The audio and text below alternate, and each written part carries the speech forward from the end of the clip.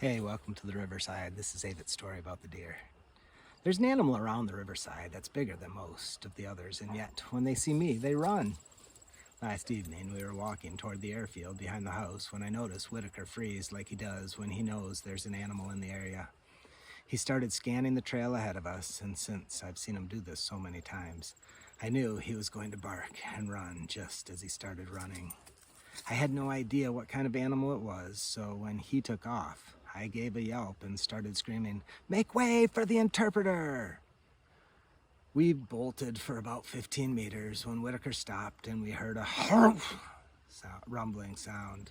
To me, it sounded like a monster, and all of a sudden I was kind of bummed that I'd followed Whitaker on this chase.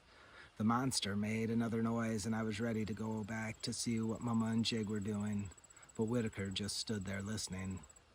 After the third he took off running again.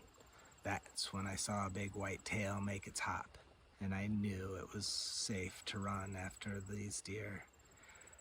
I had never heard them make that sound up close, but once I knew it was deer, I knew we could just give a little run and chase, because they never turn back around to pursue. They may stop and watch, but once they start running, they don't come back.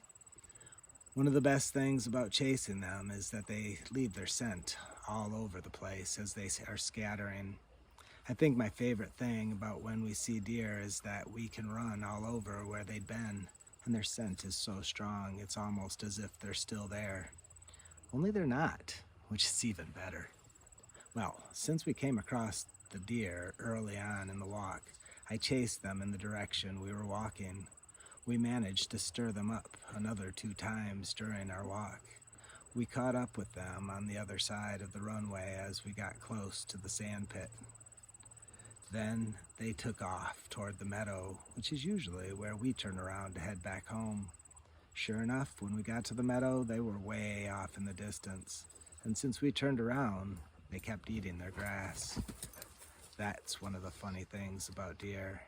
They're kind of like Whitaker when he comes across a patch of tall grass. Head down and chew, chew, chew. That's all they seem to do every day, or at least every time I've ever seen them. That must also be the way they get as big as they do.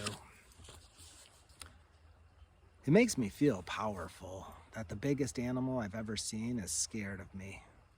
But they're also the fastest animal I've ever come across.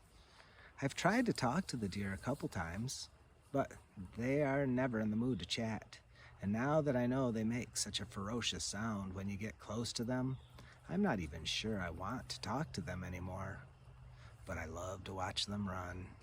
Part of the reason I make a little hop straight up every time I begin running is because I've seen the deer do this when they take off running. They usually leap straight up and kick their heels, and then they take off running. I'm always so impressed smelling around where they had been, so I got to thinking, if it works for the deer, maybe a little leap will help make me faster. Whitaker thinks I'm being silly when I make this jump and run. He said the best way to build up speed is to give one mighty bark and bolt as if there's no tomorrow. While Whitaker is fast, and I must admit that he can close some distance when he gets going, the deer and their hop seem to always be one step ahead.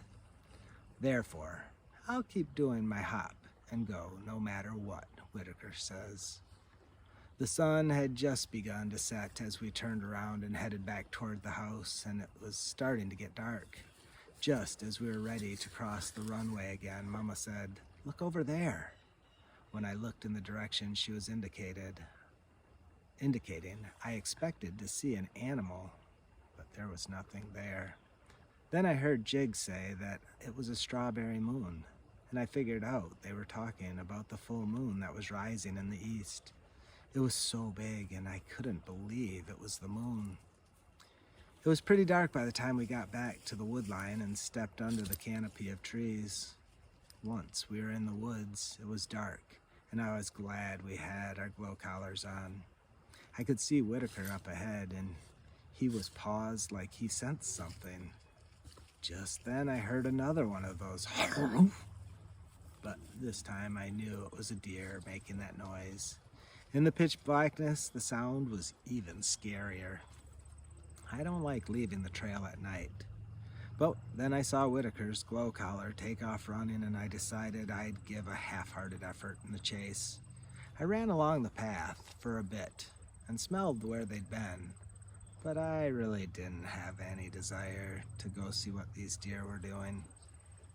Thanks for listening.